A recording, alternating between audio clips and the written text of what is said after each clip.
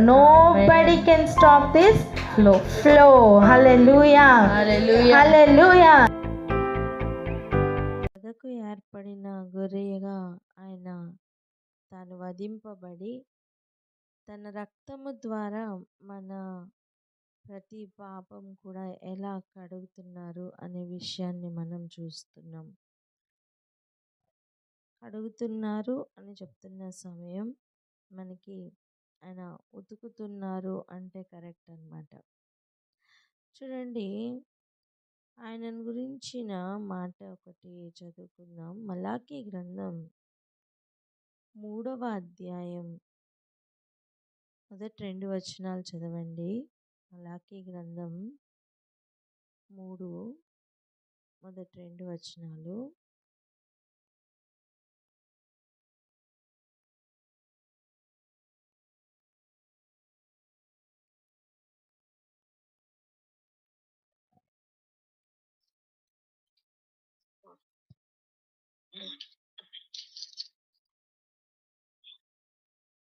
ఇదిగో, నాకు ముందుగా మార్గము సిద్ధపరచుటకై నేను నా దూతను పంపుచున్నాను. మీరు వెతుకుచున్న ప్రభు అనగా మీరు కోరు నిబంధన దూత తన ఆలయమునకు హఠాత్తుగా వచ్చును. ఇదిగో, ఆయన వచ్చుచున్నాడని సైన్యములకు అధిపతి యెహోవా సెలవిచ్చుచున్నాడు.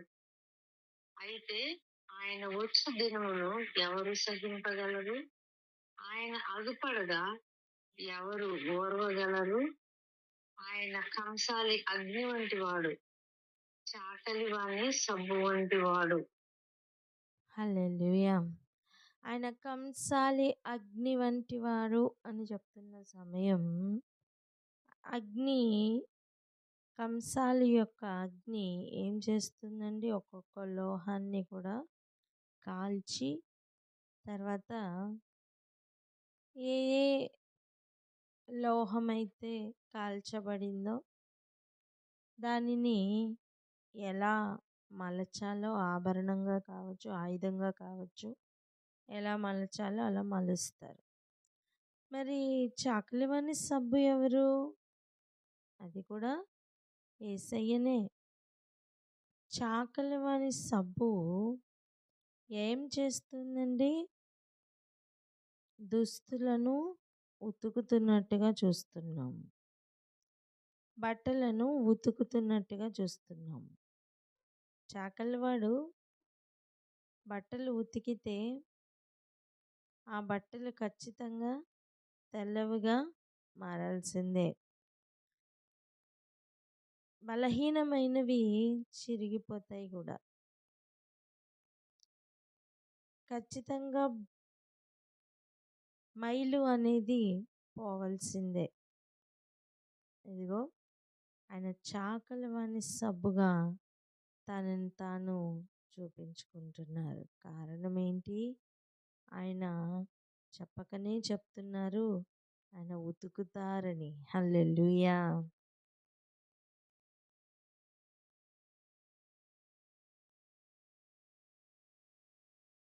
మ్యూట్లు తీసి హల్లెలూయా చెప్పలేరా? ఉతికించుకోవడం ఇష్టం లేదా? చెప్పండి. ఆయన చాకలివాణి సబ్బు చూడండి, ఖడ్గం ఆయన అగ్ని అని చెప్పినప్పుడు ఖచ్చితంగా అవి క్రియ చేస్తాయి. అప్పుడు ఏదైనా జరుగుతుంది, ఏదో ఒకటి జరుగుతుంది. ఆయన ఖడ్గం కనుక ఎక్కడెక్కడ కట్ చేస్తారో అవి జరుగుతాయండి.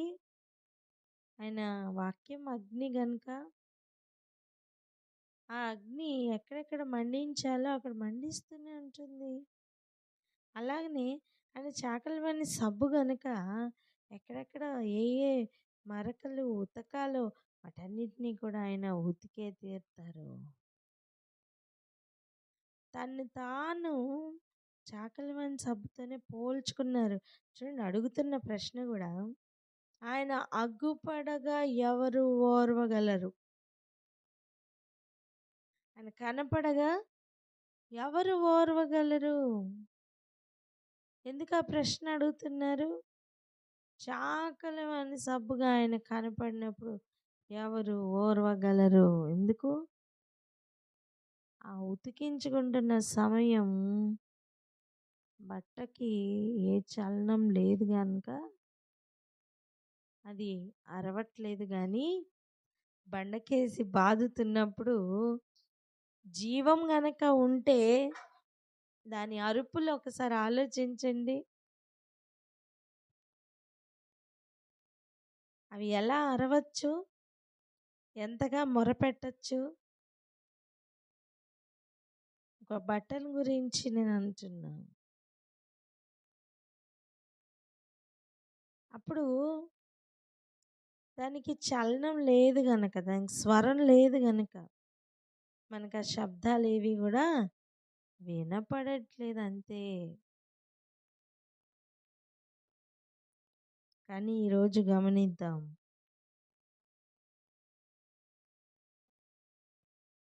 ఈరోజు స్వీకరిద్దాం ఆయన్ని. ఆయన కనపడగానే ఎవరు ఓర్వగలరు అని అడుగుతున్న ప్రశ్నను ఆలోచన చేద్దాం. అవును, ఆయన అగుపడగా లేదా ఆయన కనపడగా, ఆయన తన్ను తాను ప్రత్యక్షపరచుకొనగా ఎవరు ఓర్వగలరు? ఎవరు ఓర్చుకోగలరు? ఎవరు తట్టుకోగలరు? ఈరోజు అటువంటి చాకలివాని సబ్బుగా మనకి ఆయన అవసరమై ఉన్నారు. ఎందుకు అంటే మన వస్త్రములు మలినంగా మారిపోయాయి. మన వస్త్రములు రోజు రోజుకి మలినం అవుతూ ఉన్నాయి. చూడండి, వాడుతున్న వస్త్రాలను ఉతుకుతారా, కొత్త వస్త్రాలను ఉతుకుతారా? వాడుతున్నవే కదా. 2 రోజులు 3 రోజులు అదే బట్టలు వేసుకున్నారనుకోండి, వాటికి మైల ఆటోమేటిక్గా అంటుకోదా? అది బయట నుంచి కావచ్చు, లోపల నుంచి కావచ్చు. అవునా? లోపల నుంచి వస్తున్న చెమటను బట్టి కాలర్ మొత్తం మరకగా మారదా? బయట ఉన్న ఎన్వైరన్మెంట్ నుంచి అంటుకుంటే మరకలు ఉండవా? ఉంటాయి. ఏవైనా సరే ఒక సబ్బు ఎలా అయితే ఉతుకుతుందో అలా అది ఏదైనా, ఏ పాపమైనా, ఏ మరకైనా, ఏ మచ్చైనా, డాగైనా దేవుడు వాటిని శుభ్రపరుస్తానని చెప్పి తన్ను తాను చాకలివాని సబ్బుగా ప్రత్యక్షపరచుకుంటున్నారు. ఆమేన్. ఇప్పుడు చూడండి, ఎఫెసీ పత్రికలో మనం ఈ మాటను చదువుకుంటూ ఉంటాం. 5వ అధ్యాయం 27వ వచనం చూడండి.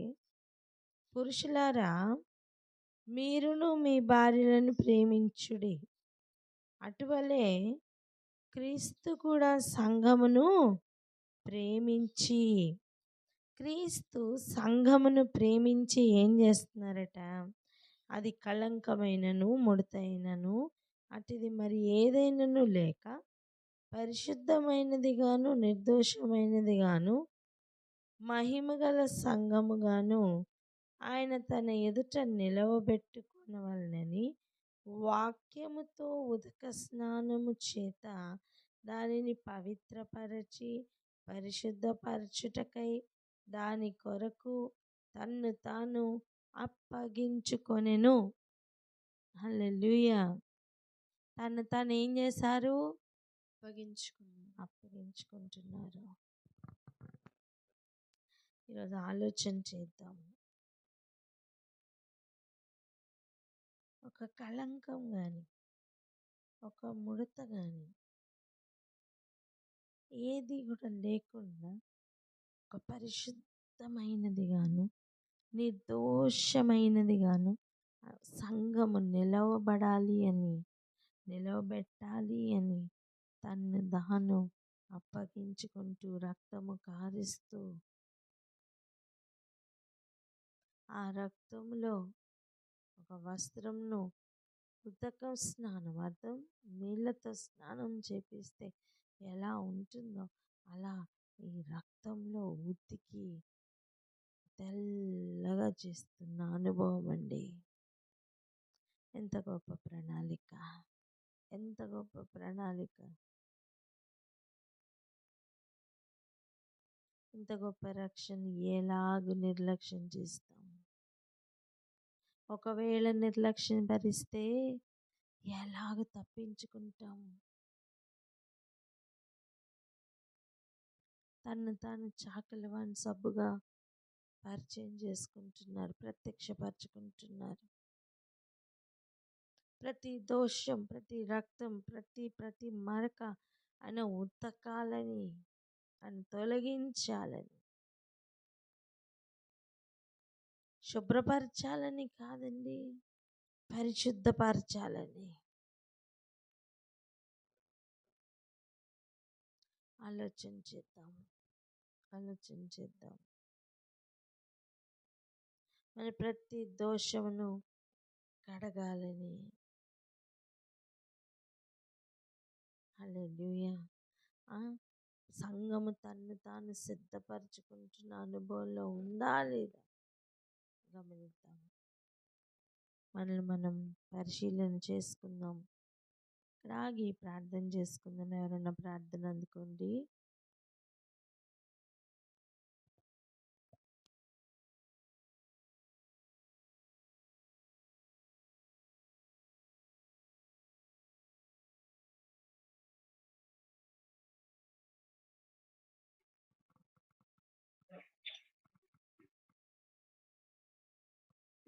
స్తోత్రమయ్యా, మీకే వందనాలు, స్తుతులు, స్తోత్రములు చెల్లించుకుంటున్నాం తండ్రి.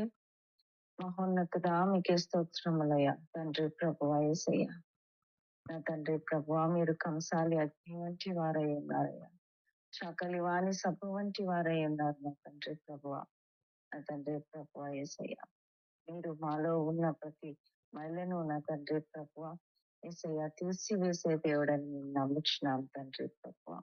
నా తండ్రి ప్రభువా యేసయ్య, నా తండ్రి ఒక మచ్చైనా తాగైనా నా తండ్రి లేకుండా నా తండ్రి ప్రభువా ఆ సబ్బుతో నా తండ్రి మా మలినమైనంతా కూడా కడిగి వేసే దేవుడు మీరై ఉన్నారయ్యా. నీకే స్తోత్రములయ్యా. పరిశుద్ధమైనది గాను, నిర్దోషమైనది గాను, మహిమ గల సంఘమును మీరు చూడాలని ఆశపడుతున్నారయ్యా. నా తండ్రి అట్టి సంఘముగా నా తండ్రి పరిశుద్ధులుగా మేము జీవించాలయ్యా. నిర్దోషులుగా మేము జీవించాలయ్యా. మనలో ఉన్న ప్రతి దోషము, ప్రతి మరక నా తండ్రి పరిశుద్ధపడాలి ప్రభువా. నా తండ్రి ఎక్కడ కూడా నా తండ్రి ప్రభువా మేము నా తండ్రి ప్రభువా యేసయ్య, నా తండ్రి మచ్చైన రాగైన కలంకమైన ముడతైన లేని వారుగా మేము జీవించడానికి చూపించండి ప్రభువా. మమ్మల్ని మేము వాక్యం ద్వారా దినదినము పరిశుద్ధపరచుకుంటూ నా తండ్రి ప్రభువా మేము మీ సన్నిధిలో సమర్పించుకునే వారంగా ఉండాలయ్యా. ఎక్కడ కూడా నా తండ్రి ప్రభువా తప్పిపోయే వారముగా మేము ఉండక నా తండ్రి ప్రభువా యేసయ్య, మీరు చేసిన కార్యములను బట్టి నా తండ్రి ప్రభువా మీకు కృతజ్ఞతాస్తుతులు చెల్లిస్తూ మమ్మల్ని మేము నా తండ్రి యేసయ్య మీలా మార్చబడటానికి కృప చూపించమని వేడుకుంటున్నామయ్యా. మా తండ్రి ప్రభువా యేసయ్య, మమ్మల్ని శుద్ధీకరిస్తున్న దైవమా నీకే స్తోత్రములయ్యా. వాక్యం ద్వారా నా తండ్రి హెచ్చరిస్తూ నా తండ్రి ప్రభువా మా జీవితంలో సరిచేసుకోవాలని నా తండ్రి ప్రభువా నా తండ్రి మీరు నా తండ్రి యేసయ్య మాకు ఉపదేశిస్తున్న విధానమును బట్టి మీకే స్తుతులు స్తోత్రములు చెల్లించుకుంటున్నాం తండ్రి ప్రభువా. నా తండ్రి యేసయ్య, మమ్మల్ని మేము సమర్పించుకొని మమ్మల్ని మేము నా తండ్రి ప్రభువా శుద్ధీకరించుకొని నా తండ్రి మీ ఎదుట నిందారహితులుగా నిలబడటానికి కృప చూపించండి, బలపరచమని యేసయ్య అతి పరిశుద్ధ నామంలో అడిగి బ్రతిమాలి వేడుకుంటున్నాం తండ్రి. ఆమేన్. హల్లెలూయా. ఇప్పుడు చూడండి, హెబ్రీ పత్రికలో మనం చూస్తున్నాం ఎటువంటి ప్రధాన యాజకులు మనకున్నారు అని చదివాము, గుర్తుందా? ఒక్కసారి మనం ప్రవేశించలేని పరిశుద్ధ స్థలం నాకు ఆయన ప్రవేశించారని తన రక్తంనే తీసుకొని, పరిశుద్ధ రక్తంను తీసుకొని వెళ్ళి ఆయన పరిశుద్ధ స్థలంలో సమర్పించారని చూసుకున్నాం కదా. ఏటేటా వెళ్తూ వస్తూ ఉన్న మన ప్రధాన యాజకుల కంటే కూడా ఆయన మనకి సరిపోయిన వాడని నేర్చుకున్నాం. మరి ఏటేటా పాప పరిహారార్థ బలి చేసుకుంటూ తన కొరకు బలి అర్పించిన తర్వాత అప్పుడు మరలా పాపలను కప్పడానికి మరలా బలిని అర్పిస్తున్న ప్రధాన యాజకుల్ని మనం చూస్తున్నాం. అటువంటి ప్రధాన యాజకుడికి జరుగుతున్న ఒక కార్యం చూడండి. జకర్యా గ్రంథం 3వ అధ్యాయం 4వ వచనం ఒకసారి చదువుకుందాం. జకర్యా 3:4 దూత దగ్గర నిలిచి ఉన్న వారిని పిలిచి ఇతని మైలు బట్టలు తీసివేయుడని ఆజ్ఞాపించి, నేను నీ దోషమును పరిహరించి ప్రశస్తమైన వస్త్రములతో నిన్ను అలంకరించుచున్నానని సెలవిచ్చెను. యెహోషువ అనే ప్రధాన యాజకుడు, ఈ ప్రధాన యాజకుడు నిలిచి ఉంటే సాతానట ఫిర్యాదిగా నించుని కుడి పార్శ్వంన వాదిస్తున్నాడట. తన వాదన ఎప్పుడు ఏముంటుంది? ఈయన బట్టలు మైలుగా అయిపోయాయి, నీ సన్నిధిలో ఈయన ప్రవర్తన కరెక్ట్గా లేదు గనక శిక్షించమని ఫిర్యాదులు వేస్తున్న అపవాది పని. అది తప్ప ఏముందండి? 24 గంటలు అపవాదికి ఉన్న పని ఏంటి? నేరములు మోపడం తప్ప.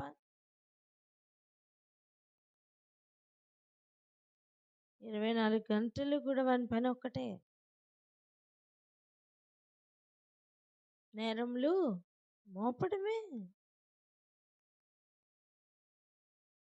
అటువంటి సమయం యెహోవా దూత చెప్తున్న మాట చూడండి.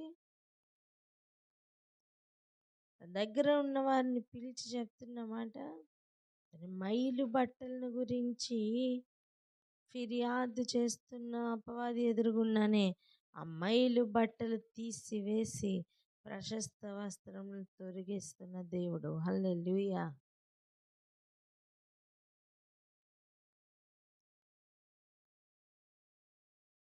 దేవుని ప్రేమను ఒకసారి ఆలోచన చేద్దాం. ఆయన కృపను ఒకసారి నిర్లక్ష్యం చేయకుండా ఆలోచన చేద్దాం. ఆయన దోషము చూపిస్తుంటే ఆయన చెప్తున్న మాట, నేను దోషమును పరిహరిస్తానని. దోషమును తీసివేస్తానని చెప్తున్నాడు.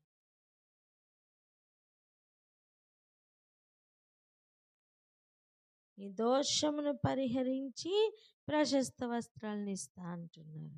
అంటే దోషం పరిహరించబడకపోతే ప్రశస్త వస్త్రాలు ఉండవనేగా.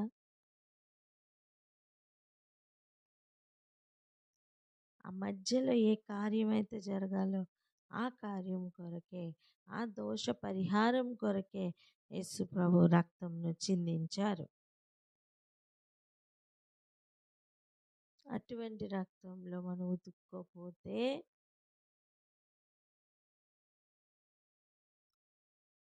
మనకు పరిహారం ఉండదు. పరిహారం ఉండకపోతే ఆయనిచ్చు ప్రశస్త వస్త్రములు ఉండవు.